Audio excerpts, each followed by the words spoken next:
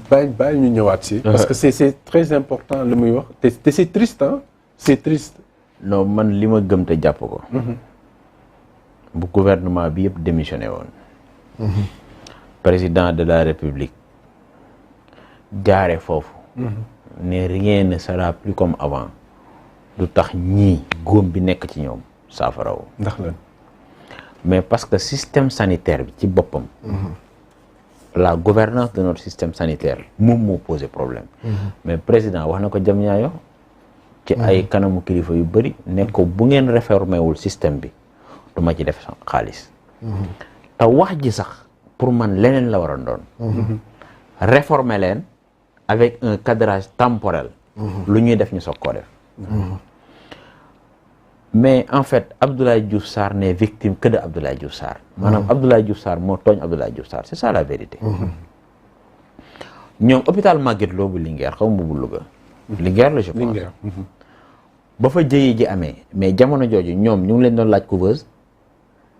ba pare loolu dafay dugal aussi tamit la souveraineté. de nos infrastructures. médical parce que tey bu nekkee da ngaa jënd benn matériel médical boo xamante ne bii ki koy defar. moom mu ngi ko programmé dans un climat pas du tout sahélien c'est-à-dire climat boo xamante ne bii mën naa ni du àgg sax 30 degrés. nga yóbbu ko Niger nga xamante ne ça fera 50 degrés.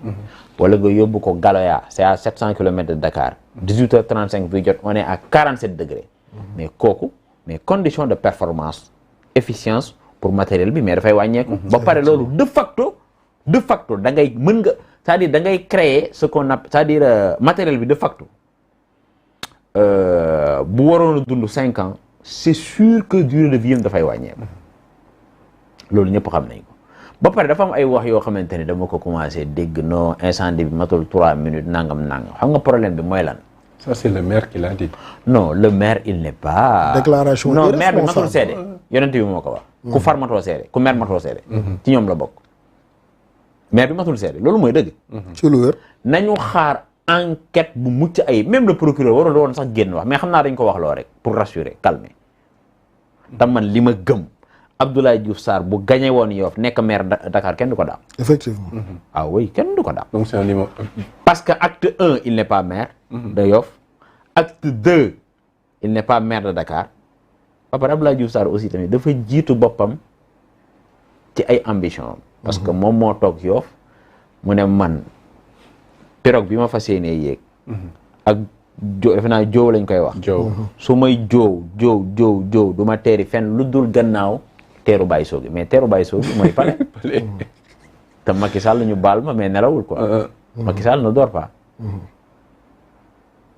yaa ngi dégg léegi acte 1 wax naa ko acte 2 donc par conséquent le président va dire que amul lu may perte pour dàq ko mais aujourd'hui s'il était puissant maire de Dakar non du xëy nii rek ñu c'est une sanction politique parce que man lecture bi ma amoon mooy duñ fi laalaat kenn pour ne pas créer des frustrations te ñoom dañuy fàtte ne du ñoom c'est-à-dire ñoom ak ñi leen topp du ñoom sax ñoo leen di voter dafay am ñeneen ñoo xamante ne bii ils les suivent ils apprécient ils ne militent pas dans des partis ñooñu ñooy voter est-ce que yaa ngi dégg donc man gëm naa ne pour des calculs électoralistes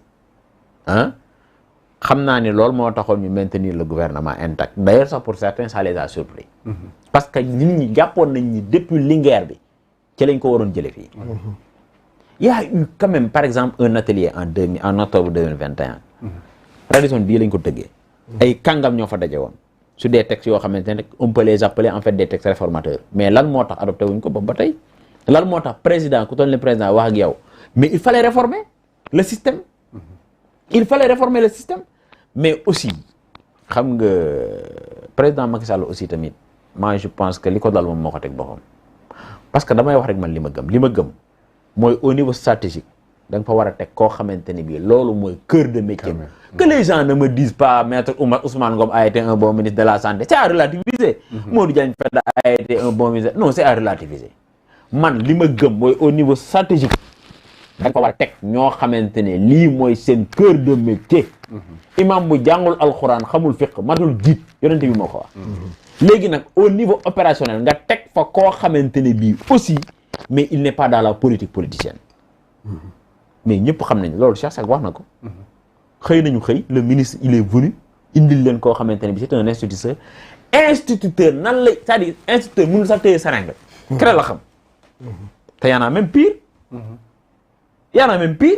parce que problème bi du dara lu dul yow fexeel ba dugg ci système bi rek boo xasee ba dugg ci système bi après da ngay graver les gestions la ndànk-ndànk alors que yow lii jàngoo ko santé li ma gëm c'est un métier d'élite que ce soit scientifique etc c'est un métier d'élite da ngay def 8 ans boo 7 ans bu dee da ngaa roule 8 ans ngay def léegi médecin kese pratiquement ñëpp se sont spécialisés defaat yeneen 3 ans yaa ngi dégg defaat yeneen 2 ans pour passer je pense maître assistant doog a dem concours agrégation bu dee da nga war a nekk bu dee da nga bëgg a wuti agrégation te loolu concours la musaabaqa la maanaam jiituwante la je peux dire il faut être bon partout mais ñaata agrégé la ñu am en médecine année professeur Eva Malikor Seck général Mame Thierno Dieng médecin militaire lan lañ ko jox direction d'accord hôpital principal c'est un bon hôpital mais direction lañ ko jox au même moment mais tutelam la loolu nekkul cœur de métier man gëmuma santé c'est-à-dire santé kenn waru ko politiser dañ fa war a def ay praticiens ci kaw au niveau stratégique comme au niveau opérationnel man loolu laa gëm santé kenn du ko politiser justice kenn du ko politiser bu dëkk bi jaxasoo ñoom ñoo naan nii la te l'autorité de la chose jugée kenn du ko commenter yaa ngi dégg défense kenn du ko politiser intérieur kenn du ko politiser y a des ministères yoo xamante ne y a des secteurs de souveraineté yoo xamante ne ëpp naa caaxaane te li ma gëm encore une fois limogeage bi ça calmant la mais gis nga système bi li ko yàq dëgg ci biir système bi la nekk lu leer laa la wax bëgguma tudd ay tur mais li yàq système sanitaire dans ce pays mais yow noo mënee expliquer la faculté de médecine forme les plus brillants de la sous-région pour ne pas dire en fait de la planète te ñun bu ñu bëggee faju étudiants yu ñëwoon ci ñun ci ñoom la ñuy dem ñu faj ñu demal Tunisie demal Maroc faculté de médecine xoolal mais lu ne la ñuy def pour ñu accepter leen seen dossiers yi te ñun ci ñoom la ñuy fajoo yow loolu jaaxalu la ñun ñëpp jaar nañ fag y'a que les Tunisiens surtout encore et les Marocains et les Marocaines quand on parle de tourisme médical te ñun ñoo leen formé ba pare li gën a jafe ci cœur de métier mooy la formation nous l'avons donc problème de gouvernance ak problème de situer les responsabilités mais professeur Moussa Seydi man ci source yi ma am moom la président njëkkoon consulté effectivement professeur Moussa Seydi mook Abdoulaye Diouf Sarr président Macky moo leen àtte loolu mooy dëgg ci ko à votre avis lu tax mu décliner non mais parce que xam na ni gars yi duñ ko bàyyi mu liggéey sëñ bi même docteur Marie Khemesse mii man li ma gëm dina am lu ma ci wax bu émission bi waaj a jeex li ma gëm parce que man maa ngi ko xàmmee Thiès 10e la nekkoon na 10e man foofu laa ko xàmmee yaa ngi dégg professeur Marie Khemesse c'est une femme de caractère musuma toog ak moom mais journaliste la donc nee naa la bi ma koy xàmmee su ma juumuloo boobu su ma nekkul collège maa ngi lycée Malick Sy nekkoon na 10e foofu suñu yoon la woon yaa ngi dégg Thiès defe naa mus naa fa dem sax consultation su ma juumalee mais man Thiès laa ko xàmmee c'est une femme de caractère man gëm naa ni suñ ko bàyyee mu liggéey mun na defar système parce que moom léppam santé la mais nag lan mooy nekk ay limitam bu dee dañ ko xaw a tracer parce que si bi Sénégal politique rek moo ko yàq politique moo yàq réew mi alors que politique à travers les messages du prophète ses enseignements sa posture dafa war a defar Alaaji Maalik xam-xam bi ak la cay làmboog la cay aju bu ne man Maodo su ma demoon bay jàngaat damay jàng médecine loolu Kayoor bii la ko waxee mais kon cela veut dire médecine du ay caaxaan médecine du ay caaxaan mais ñun malheureusement da ngay gis ay enseignants yoo xamante ne dañuy jékki-jékki dugg ci secteur bi te demuñu CESAC demuñu ENDS mais lan moo tax depuis quelque temps EDS organisé wul concours te y a une nationalité là-bas. Y a plusieurs spécialisations lan moo tax organisé wuñ ko. lan moo tax. beneen bi nos écoles privées là qui font de la santé seen curricula yi dañ ko war a xool. Le ministre de la formation professionnelle est naturellement interpellé monsieur Dame Diop. bu dee daf ci war a liggéey ak le ministre Cheikh Oumar Anne de l'enseignement supérieur. dañu war a xool les curricula ñan ñoo fay génn ak bu ñu génn fan la ñuy def ce qu'on appelle les stages ruraux. fan lañ leen di yóbbu ak nuñ fa yooyu dañ ko war a toppatoo sëñ bi. parce que bu ñu xësee ba dugg ci système bi ba commencer syndiquer ce sera très difficile pour nga leen di sanctionner. man tey am na ay responsables syndicaux yu ma woo. de la santé gars yi duñ la sax nangoo jël. duñ la sax nangoo jël. te fi mu ne nii à la dee ñuy situer ay responsabilités ak sanctionner les responsables syndicaux à la dee laa la wax à la dee xalaatuñ ko sax.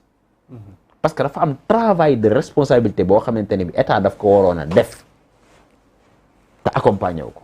d'accord man loolu laa gëm. Eva Marie Coll était un bon ministre.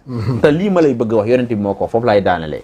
bu dee non président ñoom yéene nañ seen bopp ay médecins militaires mais ñu dañu ko war a yéene. gis nga secteur bi man bu doon maay def le casting du cabinet du ministre de la santé damay jëli Mame Thierno Dieng def ko directeur de cabinet wala ma def ko secrétaire général du ministère te président xoolal laaj leen kese objectif de résultat ñoom ñu laaj objectif de moyen man gëm naa ni en 1 an ñu defar secteur bi loolu laa gëm. Il y a un vrai problème hein, parce que même au niveau du bureau du chef de cabinet du ministre de la santé. c'est un politicien une politicienne. non dama ne man xam nga su ma lay wax. des hommes de l'art des praticiens. oui yaa naa enn. yaa naa enn tey président bu toogee ak moom mu xam yan contexte lañ ko indee fii man gëm naa ne présentement le ministre de la santé est le ministre le plus surveillé par les populations de ce pays. parce que contexte bi mu ñëwee la. te man li ma gëm mooy buñ loolu en fait.